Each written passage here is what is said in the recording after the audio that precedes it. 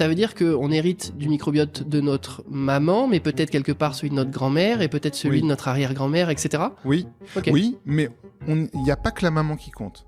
Ok. Le papa compte aussi.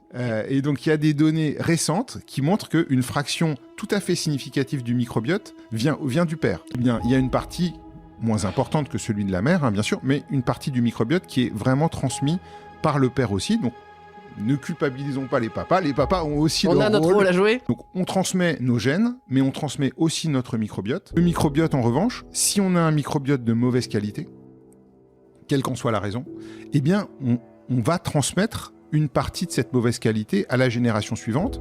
Et aujourd'hui, quand on pense microbiote de mauvaise qualité, on pense beaucoup alimentation. L'alimentation ultra transformée, l'alimentation occidentale, peu de fibres, etc.